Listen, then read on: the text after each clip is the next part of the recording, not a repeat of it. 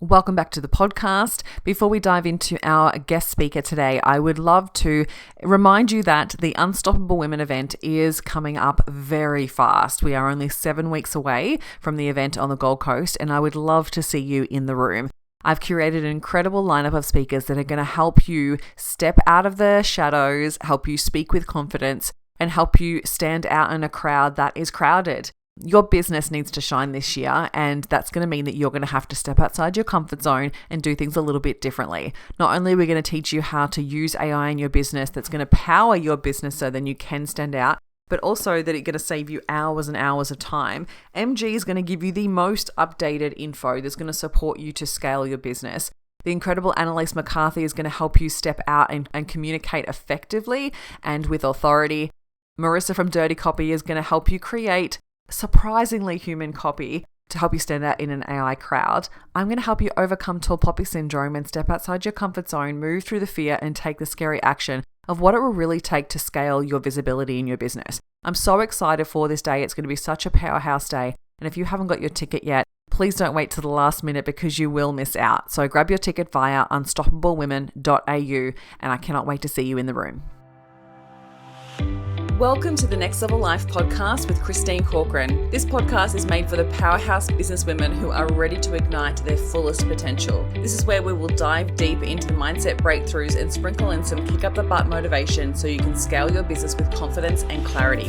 Whether you're craving more income, impact, or inspiration, this podcast will be your ultimate resource for all things next level. Listen in as we have authentic conversations with game-changing female entrepreneurs as we reveal the secrets on what it takes to rise and thrive.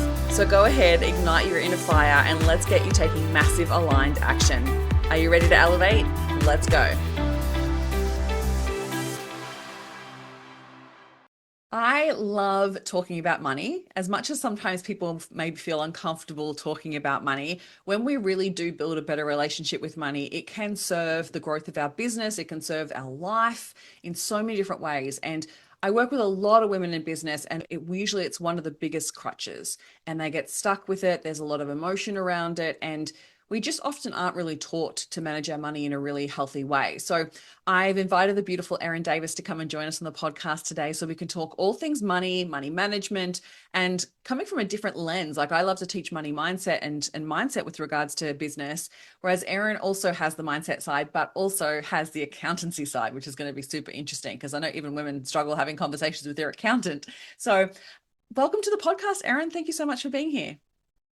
Thank you for inviting me. I am like you. I love these conversations about money, and I love that they just go in so many different directions, which are totally unexpected, but totally related at the same time.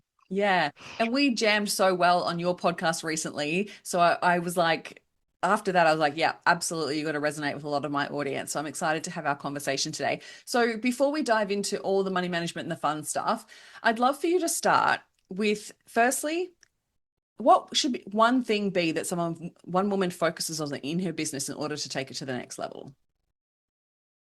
Well, money. You need to focus on money in your business. I think women get really good at their business, doing the business, but the finance part often gets forgotten because it is foreign to a lot of women, and it feels uncomfortable and it feels messy. And so if you want to take your business to the next level, you first need to know where you are right now, and then you need to plan and you need to really manage that growth, because if you don't manage the growth, that can lead you to significant financial stress and hardship and overwhelm.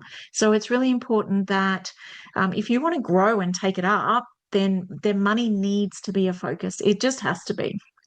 I 100% agree. And I feel like one of the things that often runs through our mind as women is that we feel uncomfortable putting it first. So we feel uncomfortable prioritizing our relationship with money. Why do you think that is? I think we have grown up, a lot of us, in a society where money is just something we don't talk about. It feels like we're standing on stage naked, we're totally exposed, and it is so personal that we just don't talk about money. And that then translates into our business because we feel like we can't have these conversations, or we should be further along than what we are, or we're embarrassed to actually admit that we don't know what we're doing. And maybe we've been in business for a while and think, oh, well, maybe they just expect that I already know this. So now if I come and ask a question, it's going to, well, what does that say about me? Who am I? What does that look like? And I think that when we start to think about these conversations about money, it just creates these icky feelings in our body if we're not used to it and we don't practice how to have those safe money conversations where we feel really supported. Absolutely. So I'd love for you to tell us a little bit more about why you're so passionate about this and tell us about your background. Where did you start? Where are you at now? How are you helping women now in business? Yeah, thanks. So I'm an accountant. I have been for over 30 years. And I think I stepped into accounting back in the day at school. I was good at maths and I just went, oh, well, I'll be an accountant. And that was just sort of the path that I stayed on for such a long time. And I really worked through my career, but looking back now in hindsight, I really had such a horrible relationship with money. I was career driven, I was focused on my career, needing to show up, to do all the things, to be leading a big team, leading a big client base, being the person for everyone. But I was the one that was sacrificing myself, falling in a heap and an emotional mess because I was so attached to money in the bank. I linked my success to the amount of money that I had, which seems silly when you talk about it, but that's just how I felt. I felt like I needed to keep going and keep pushing, and that was how I was going to progress my career. And so I got to the point where it was like, I just can't keep doing this. I can't keep showing up for my kids like this, my husband, even my work and my clients. Everything was sacrificing, and I felt like I was failing at absolutely everything. And it sort of got to the point where I was like, I just can't keep doing this anymore. And I had a relationship fallout with my daughter. And like she was only 13, but that moment was like I didn't bring kids into the world to feel like this or to have them feel like that. And it was just that I was at capacity and operating from that space where it was all just too much. So it was at that point I realized, well, something needed to change. I needed to do something different. And for a very long time I actually didn't want to talk about money. I didn't want anything to do with this situation at all because I didn't want to be an accountant anymore. And it was like, well, I just need to do something else. But I really love inspiring people, creating change, having them do things that they didn't think they could do through the things that I was doing. I love trail running. I've had a hip replacement. I run 50-kilometer marathons. And, from that, I saw that women were being inspired to move and create change and do things. But I really didn't want to do anything with money. So it was quite a few years later that I went, well, hang on a second, money is my actual skill set. This accounting world is my skill set, but how can I bring the two together or step out of the traditional compliance accounting, and how can I help women on a much deeper level? Because I help when I do compliance, don't get me wrong, we all have to lodge tax and we do BAS and all the rest of it, but this work, and you would know that this too, with this mindset work that we do, creating that change has such a bigger impact and a bigger ripple effect that it changes everything. And that's what really lights my heart up, to see women creating the change and making the movements and doing the things that they didn't think were possible, and using my skill set with money to then help them in their business to be able to really just own that space and feel comfortable with it. And I suppose that's how it sort of all evolved. I don't know when it happened or how it really happened, but yeah, that's been the evolution of it. Super interesting because really understanding. I feel like your ideal clients would be experiencing or being in the place where you used to be, where you wanted to avoid it and didn't want to talk about it. I'd love to hear how did you manage that? Like, what was the first step that made you go, okay, I've got to look at it? And then also, like, how did you move through from completely avoiding it, not wanting to look at it, to actually feeling super comfortable and empowered by it? Well, it took me a while actually because I thought, well, who am I to speak about money or who am I to talk about money because I don't have hundreds of thousands of dollars in the bank. And that was a real shift that I needed to work through because it's all about creating your own version of rich for me. And so my first step was getting really honest with myself and asking for help. And I thought, I'm the accountant. I should know this stuff. I should be on top of this. I help people every single day to be able to manage their money. Why can't I do it? Why can't we be further ahead? Why am I making all of these mistakes when I should know better? And so that should, or that expectation that I put on myself, that was the first thing that really needed to go because it was just keeping me so stuck in the emotion and so stuck where I was that I couldn't see anything else. And so I needed to ask for help, which was super exposing and super embarrassing on my part.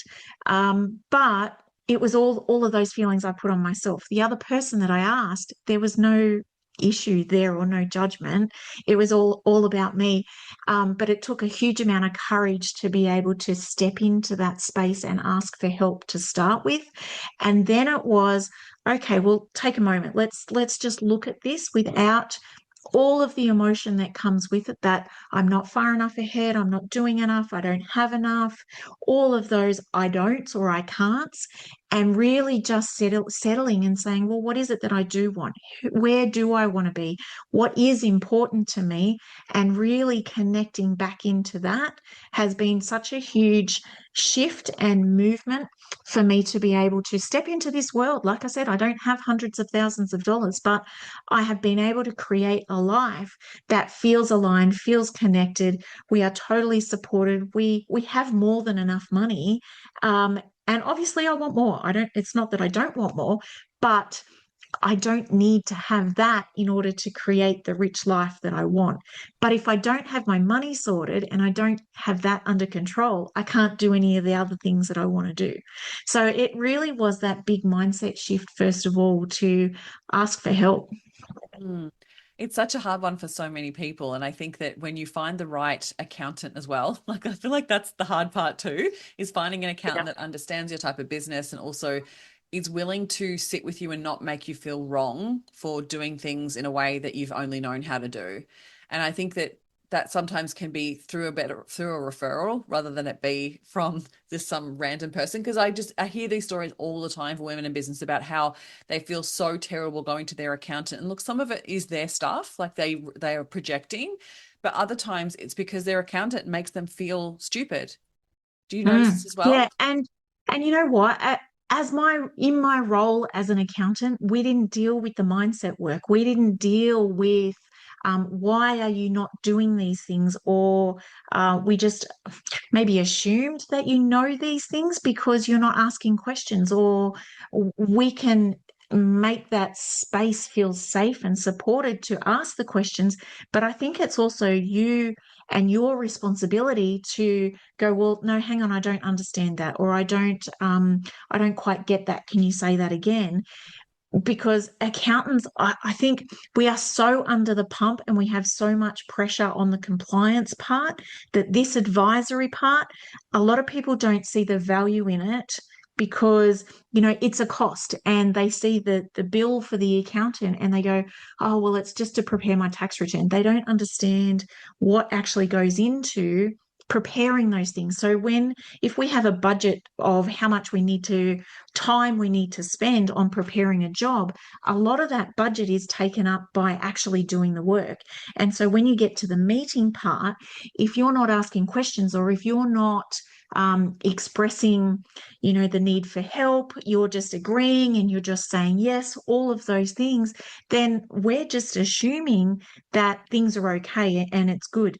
But we didn't ever delve into the mindset work or the why aren't you sticking to the budget, or why aren't you doing this, why are you doing it that way? Like that Mm. sort of wasn't the conversation. The conversations are, well, here's the results, here's what you need to do. If there's a planning meeting, we need to do these sort of things. That's more having a conversation about what's going on in the business. But if you're just doing like a year end review, the year's already passed, you've already Yeah. spoke, that's already happened. So we're just speaking about results. We're not really projecting what's going to happen in the future. So that's where having tax planning meetings in particular are really, really important, because you can then start to plan, well, what is it that I need to do? How do I need to grow?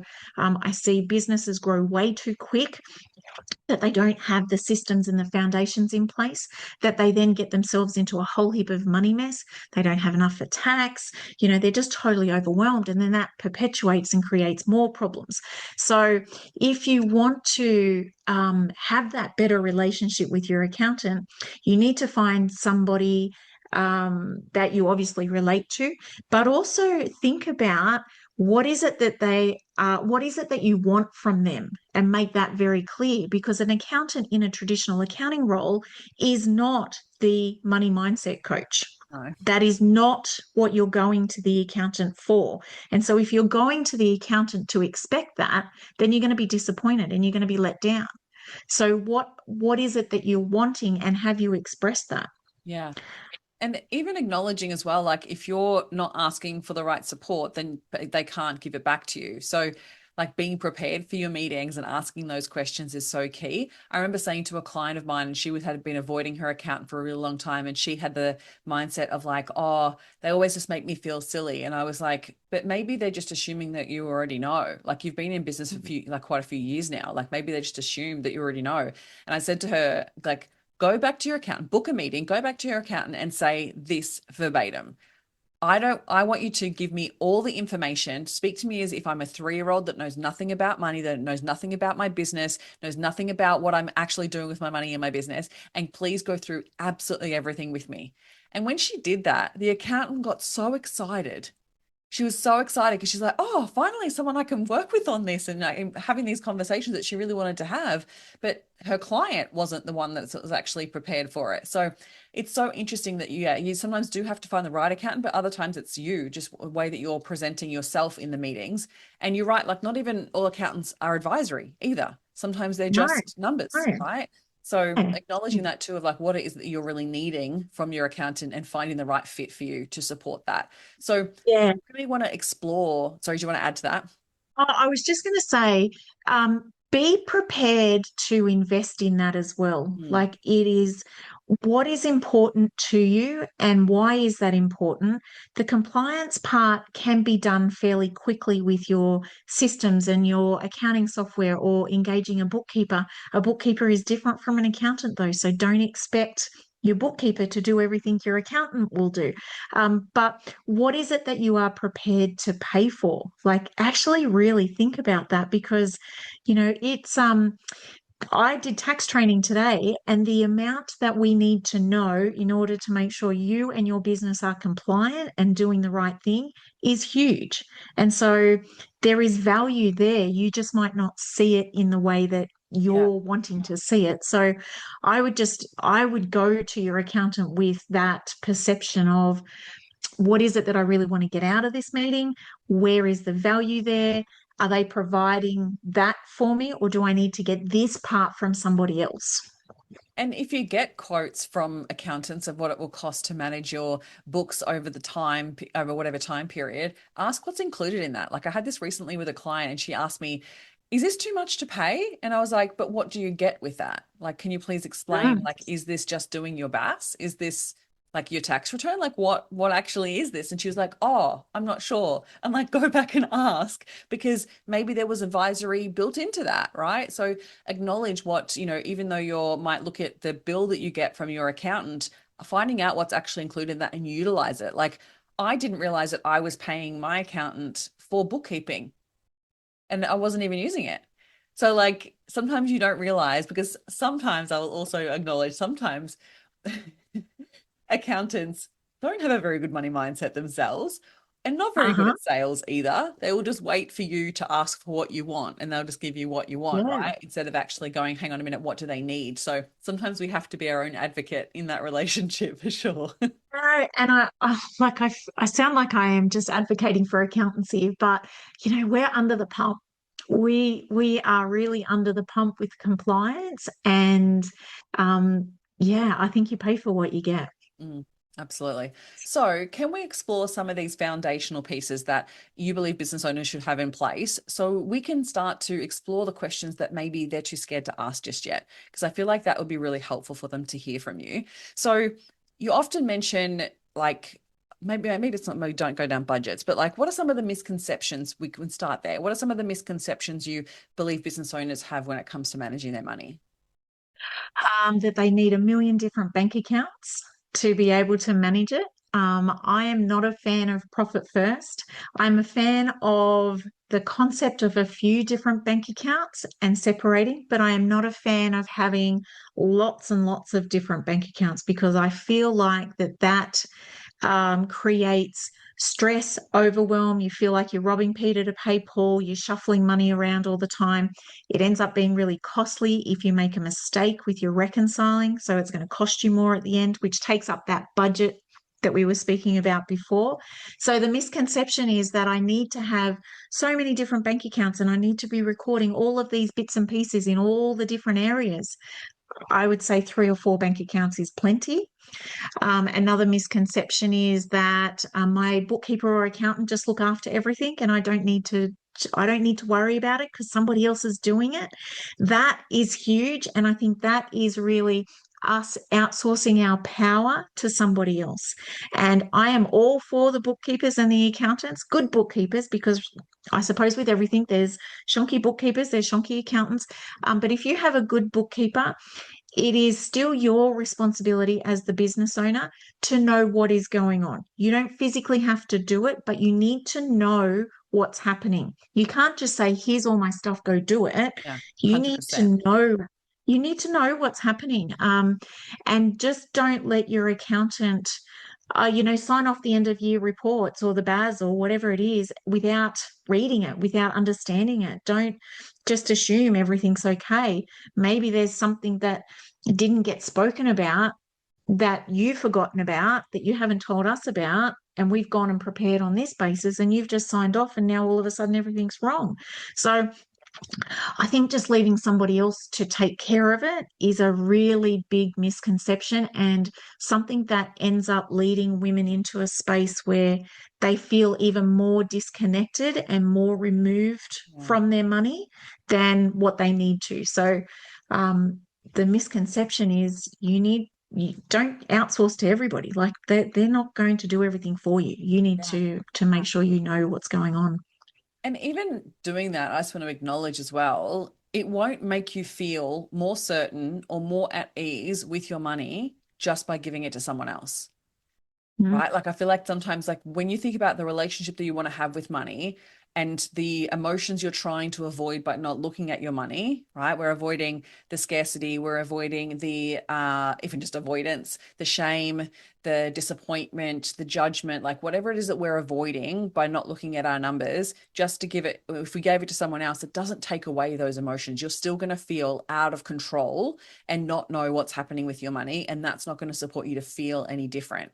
So I'm such a big believer. I absolutely agree with you that, yeah, you need to be empowered by your numbers and avoiding them and giving them to someone else is not supporting you. And also, your accountant is not the business owner. So you cannot just expect them to make your financial decisions for you. They're not Mm. you. Yep. Like it's crazy. I have, I say to all my clients, it is your responsibility as the business owner to understand your financial system. Mm. I am pretty blunt with that. And I think if you go into business, it is your responsibility. You cannot be offloading this to anybody else. Again, this is not that you have to do everything, but you need to understand what's happening, how to allocate, how to run reports, how to read reports. Like I see so many business owners that do not have a clue how to open their zero file and actually run a profit and loss. Do not know that you can run a profit and loss for every single month and compare it. You can start to see trends. What does does a balance sheet actually mean? Again, you don't have to do it all, but you need to Yeah. understand it. And this is not, So you don't need to go and get an accounting degree to do this. We're not talking that level of depth or understanding, but I am such a believer that if you are in business, it is your responsibility to know your numbers, period. absolutely agree. So let's make it super easy for them. Let's tell them what is a profit and loss and what's a balance sheet. Let's start there. So a profit and loss is for a period of time. So from this date to this date, this is all the income that's come in, all the expenses that have gone out. It is the trading of the business, money in, money out, income and expenses, and you end up with a net profit. Now, I see a lot of business owners, if they are a sole trader, they think, oh, well, that's not what I pay myself at the end, the profit figure, which is correct because what you pay yourself really has no relationship to the profit. That is just cash out of the bank. And so for a business owner that is a sole trader, your profit and loss from this date to this date is what is going to be included in your tax return. The balance sheet, on the other hand, is at a particular point in time. So as at 30th of June, this is my net worth. All my assets, less all my liabilities. This is my net position. And so what's really important is we need to ask that profit and loss. So the profit that we've generated between, say, 1st of July and 30th of June, we've got, say, $50,000 in profit. What did I do with the profit? Where did the profit go? That's where understanding the balance sheet and what that means, that will tell you where the money has gone. Because we see people have, on paper, they look like they've made heaps of money. They've got really great turnover. Turnover is sales, so that is one metrics, but it doesn't tell you how successful your business is. The profit at the end, that is the key metric you need to be looking at. That is income less all your expenses, what's left over. Where did that profit go? Because you can look like you've got heaps of profit, but you have no money in the bank. And then you can't pay your tax. And that's where the real disconnect is, understanding what is the profit and loss, and then what is the balance sheet. But where did my profit go? That is such a key part to understand where where your tax bills come from, or why do I have no money left in the bank? Yeah, that's always the question, isn't it? Like, get to the end of the month, why Yeah. is there no money? So I'd love for you to share a little bit more about like when it comes to like budgeting in business, what's your take on this? How do you support people with creating budgets in their business? Because sometimes with businesses, they can be up and down. So budgeting can be very difficult for a lot of people. So tell us a little bit about your ethos with budgeting. Well, I don't feel like budgeting works for everybody. I think it is about finding your money rhythm that works for you. But Jackie Clark really talks about this beautiful concept of how much does it cost you to open your front door, which I absolutely love. And that is, know how much does it cost you to open the front door of your business. And as you said, the business is up and down. We have some good months, we have some good weeks, we have, ups and downs. But that's where you can look at, well, what's happened in the last 12 months? What's happened, each month? You can start to see some trends. You can start to see some things that are they are going to happen no matter what. It doesn't matter how much your sales are, you still have to pay these subscriptions. You still have to pay this rent. You still have to pay this insurance. So you get to know what costs they are, and then what costs are dependent on the sales that you have. So wages are dependent on usually how much you have in sales. Like if you have a big increase in sales, does that mean that I have to be doing more, or do the sales Wages come increase. from a passive type of investment? What's the correlation or the relationship there between increase in sales and increase in wages? If wages go up, super goes up, workers' comp goes up, payroll tax goes up. What are those associations? What is my advertising sort of average spend? So my philosophy is, don't be so strict with a budget that this is, I have to have all of these things, or this is exactly what it is. I like to look at, well, what does the last 12 months tell me? Because that history is really good to be able to analyze it and start to see some trends. But then how much do I need to make every single week just to cover my costs? On average, how much do I need? So it doesn't matter whether your sales are up and down. You know the figure that you need to make every single week just to cover your costs. Over and above that is the cream. That's the icing on the cake. That's the extra. That's the, the bonus that you pay yourself. All of those things, but at least you know what that minimum is every single week. Does that translate into the number of courses you need to sell, the number of clients you need to have, the number of, how much in passive income do you need to have coming through? We can start to then dial into, well, where does that income come from and what does it look like, particularly like numbers. When you say, oh, I need, $10,000 in every week, where is that 10,000 going to come from now? What are the different combinations? Where do I put my time and energy? So I sort of don't really stick to a budget. I don't really have a budget. I tend to I really like Jackie Clark's idea of what does it cost you to just open the front door? Yeah, that's how I run. That's absolutely what I do. And I call that my burn rate. And then I also have a number that I aim towards because I think sometimes if you just have the minimum number in your mind, you end up not only manifesting that, but you end up just hitting up against it. Whereas if you Yeah. have the next level, like actually factor in your bonuses of what you do want to pay yourself, other things that you Yeah. want to pay for, other investments that you want to make. I even look at like not just my advertising, but like the networking budget that I have of how many events Ah, I'm going to that month. And I aim towards that number. Otherwise, you can end up just hitting your minimum because that's subconsciously yeah, sitting yeah. in the back of your mind. I also think too, as business owners, we need to factor in that time off too, because if you are, as a sole trader, you don't get paid holiday pay, you don't get paid sick leave, any of those things, but the business expenses still need to tick over. So we need to build in that buffer of, well, how much do I need to have sitting in my buffer account? I don't like to call it an emergency account because to me that feels like you're waiting for some Yeah. disaster to Yeah. happen. One of my clients calls it her freedom account. So, how much do we need to have in there that covers, I want 3 weeks off at Christmas, but I've still got all the bills to pay? How Mm. much do I need to have that? But I agree that we need to, extend ourselves and push ourselves so we're not sitting at that cap. But I think it's important from a numbers perspective to go, well, this is the minimum. This is absolute minimum. That's what I need to hit. But the goal is here, but why is that goal? And that all comes into the drivers of, well, what does that money provide me? Where do I want to be? How do I want to live? What's that rich girl life look like?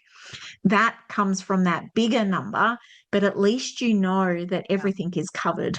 Yeah, 100%. So what you mentioned that you prefer to work with like 3 to 4 different accounts. In one of those sounds like it's the buffer account. What are the other accounts that you like to work off? Definitely a tax and super compliance account. I like to be transferring every single week the amount of GST that I need to pay and the amount of tax. So if at the so your BAS has what's called a PAYG installment. Now that is your installment of tax, whether you're a company or a sole trader, your installment of tax towards the next year. And so if your financial position is that you are very similar to last year, those quarterly installments will cover your annual tax liability. So when you are thinking about, well, how much do I need to put aside each week? If you just work on, well, what's the average of the last year's BASs, get an average per week, put that aside. That will then cover the tax that you need to have. So that covers your tax, your GST. Super is a little different now because we've got payday super. So every time you pay wages, you have to pay super. Whereas before, you didn't have to pay super until the end of the quarter. So it's going to be much easier on cash flow now to, as soon as you pay your wages, immediately just pay your super. It's done. And, women are great at putting everybody else first and not paying their super and, letting super disappear. But it's really good that we have payday super happening now. So definitely like a tax account, I like a buffer account. If you've got something specific that you are saving for, that you need to separate it, and then you have your operating account. For me, that's enough. But I always say money is not a one size fits all. It is not just here, go do this. It's about working out what do you need in order to simplify, don't overcomplicate, but still have enough discretion and control that you can feel like you're managing things. If three accounts is not enough, then well, what else do we need? How else do we need to make that? But don't think that I need to have like a million different accounts, 10 different. I've seen clients with like 10 different bank accounts, and it's like, oh my God, it does my head in because I just can't follow what's actually going on. But don't do it out of fear that I need to have all of these things separated.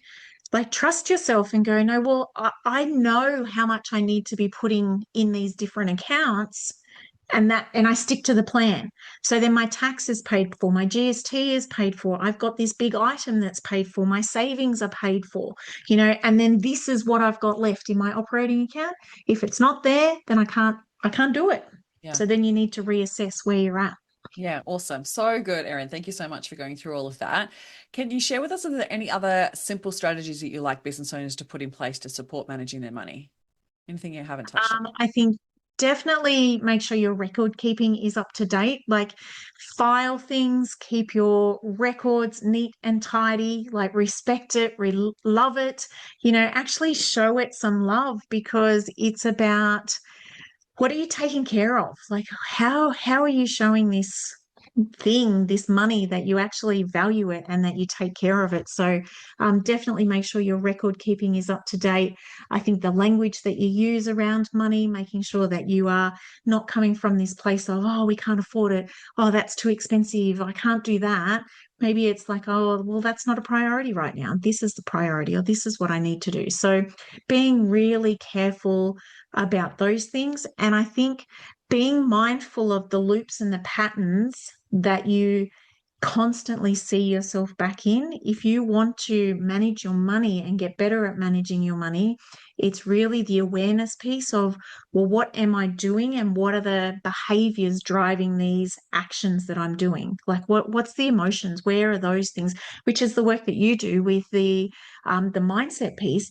That is so crucial to being able to improve your relationship with money. And I love that, because exploring those behaviors, there's always something underlying it that's causing the behavior. And I think that we can, as women, we have a lot of judgment on ourselves, and there's a lot of shame around some of the behaviors that we have around money. And I think one of the best ways to release that shame is acknowledge that it's a behavior that you learned from somewhere, right? And it was Ah, most likely not your behavior to begin with, but you learned it. You learned that's was a coping mechanism, or an adaptive way, or it was just a behavior that was modeled to you. And so if you acknowledge that, then a really great way to disconnect from it is to actually find out, like, from your recollection, whose behavior was it that you've now adopted, and ask yourself their relationship with money, what was it like? And what was their overall experience with money? Like, if you think about their financial situation, do you want that financial situation to be yours? And if the answer is no, then you get to disconnect from that behavior and be like, that ah, was my mum. That's why she dealt with it. It was the way that dad dealt with it. Like, I saw that with my old boss, or wherever it came from. Acknowledge, like, okay, that was their behavior. Did it give them the result that I want? Do they have the situation that I want? And if the answer is no, then maybe you need to look for a better money model, to start yeah. looking at where's the representation of someone who really is great with their money, and what money behavior can I start modeling. And I would just start really simply, because we want to build up the habit to take over from the old behavior, right? Sometimes we need to do some releasing processes around that behavior, or uncover what the belief or the emotional association that you have with that behavior. But other times it can be like, okay, I'm here to develop a new habit. So rather than it be perfect, recognize that it's just a step-by-step process of, like, if I do it a minimum of 21 times, I'm more likely than to continue it. So set yourself that little goal just to do that behavior 21 times, and you'll start to give evidence for your brain to be like, okay, I can do this. And then before you Yeah. know it, it becomes a whole new behavior. So if you're at the position right now and you're hearing this and you're like, oh, this is all really great, Erin and Christine, this is so good to hear, but I'm already so stuck in being an overspender. I'm already so stuck in avoiding my numbers. It's just a behavior that you've practiced. That's all it is. Which means then you can practice a new behavior. If you have learnt that behavior as the coping mechanism, then you have the ability to learn a new behavior. But it all starts with a decision. I think there is so much power in deciding, and then looking, like you said, for the evidence, stack the evidence, look for, if you don't have that evidence for yourself, who else is doing it that you want. So don't come at it from a place of, oh well, they always do it, or they always have it and it's easy for them. No, well, they can do it, so I can do it too. And my philosophy is one step at a time. And I use this with my running all the time. I don't run 50 kilometers thinking about the end finish line. It is literally one step at a time, one foot in front of the other. So do one thing, get good with one thing, do the next thing, get good with that thing. And I remember somebody saying to me, oh, but I can't put 10% away, in my savings account of my wages. I just don't have that amount of money. And I said, well, who said it needs to be 10%? Mhm. Like, who said that? Who made that rule that it needs to be 10%? What can you afford? Can you afford 1%? Or can you afford $5? Or can you afford $1? But stay persistent at it. Mine is always all about being persistent, not consistent. So, persistent, you're going to make a mistake. You're going to stuff it up. You're going to make a mess of it. But just get back up and go again, Mm. because the more times you get up, the more times you practice, you are going to build that muscle memory, the strength, the ability, the evidence. And then once you get the $5 a week sorted, or the $1 a week sorted, whatever it is, you then go to $2 a week Yeah. and you get that sorted.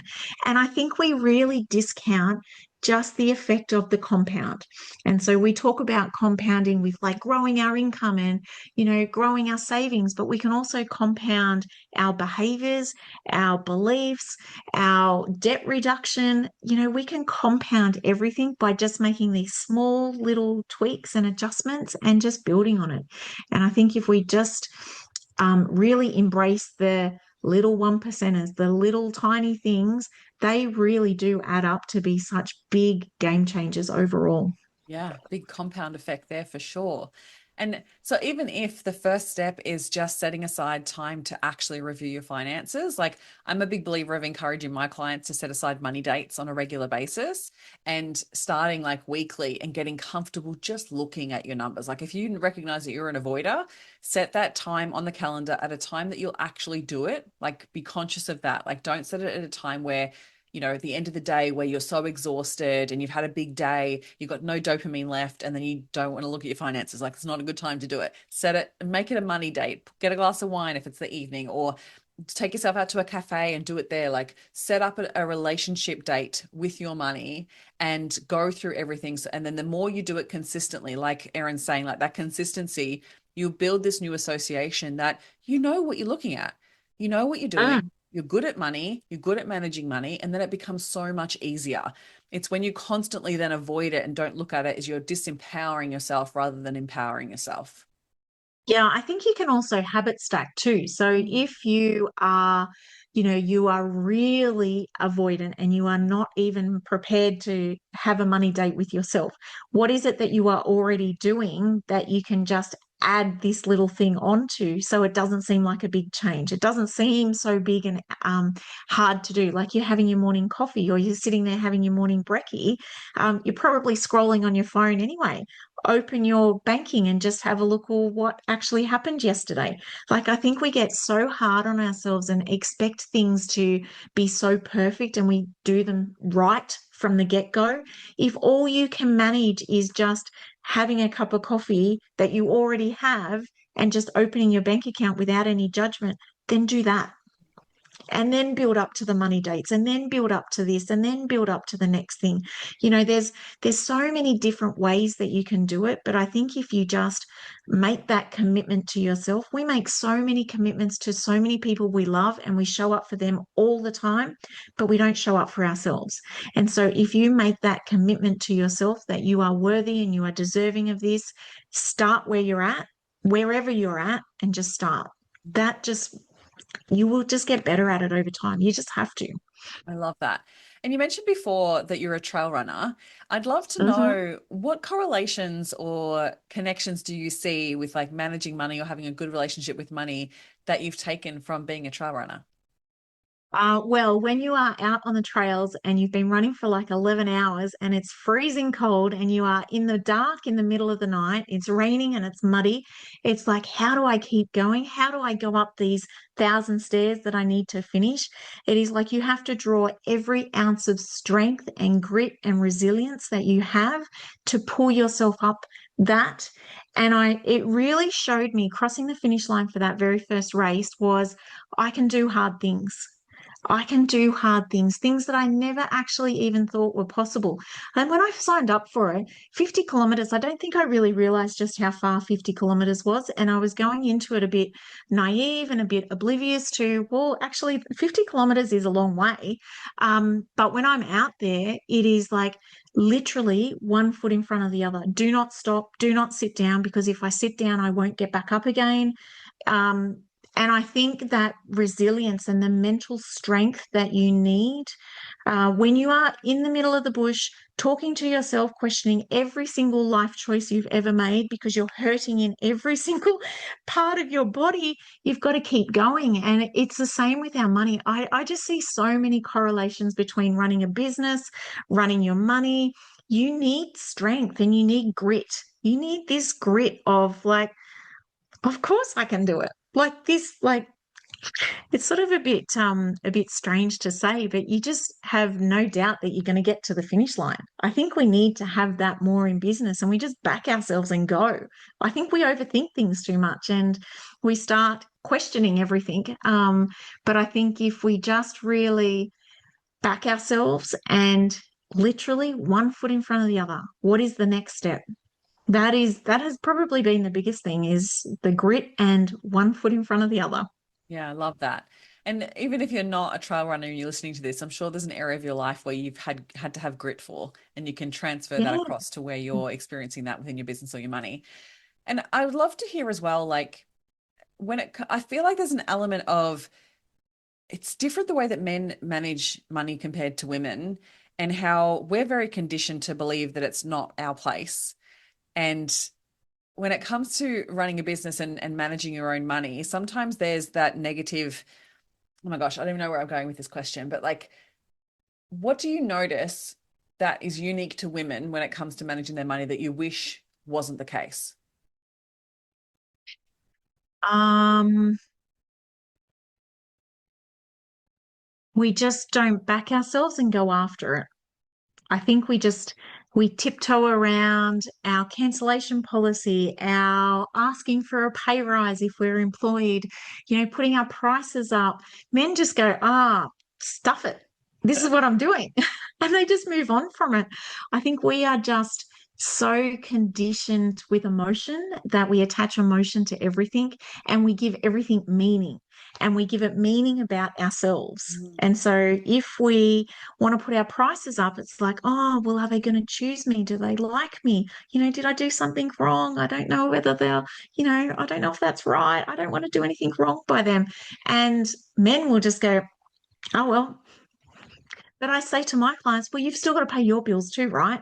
You've still got to pay your rent. You've still got to put food on the table. You've still got to take your kids to sport. How is that going to happen if you just keep giving away all of these things and outsourcing our responsibility, I suppose? But yeah, I think men just have this matter of factness to them and they don't get caught up in the emotion of it. They just go in and bat for themselves, back themselves. We just like try and sabotage. Oh, I don't think we try to sabotage. We don't try to. We just find all the excuses because we attach everything to emotion. Yeah. And money is just money. It's just transactional, but we just give it so much meaning and we make it mean something about us, usually back to our self-worth and our deservingness. But if we can, yeah, take a leaf out of their book and just go, yep, that's what I'm doing and do Yeah. it. And I feel like there's an underlying current or narrative that gets talked about, or doesn't get talked about, I should say. It's like an underlying narrative that if we cared about money, like actually caring about money makes us bad, makes us it's not a nice thing as a woman to care about money. Like it's really looked down upon, don't you think? Yeah, I do, but I think women do so much good with money. We do so many good things in the world when we have money. We have the opportunity to support, those in our lives. We give back to the community. We don't often see, now I'm generalizing here, we don't often see women with the big flashy boats and the cars and the houses and all of those things. We tend to be the ones that are, just ticking along in the background here. But money for us can do so much good in the world. We can, I just know that we can do so much good. And if we just allow ourselves the opportunity, then we grow, but everybody around us grows. We uplift. The rising tide lifts all boats. We lift everybody up when we are feeling good within ourselves, we're making money, we're contributing back to the community, we're just happier beings, which means our kids are happier. They go to school happier. They're not, cranky little shits that, cause trouble in the classroom that then create problems for the teachers and the other kids. So, there's just so many ripple effects. And I think we just need to uh, accept that women do great things with money, and money is not bad. Money gives us choice. Yeah. It gives us choice.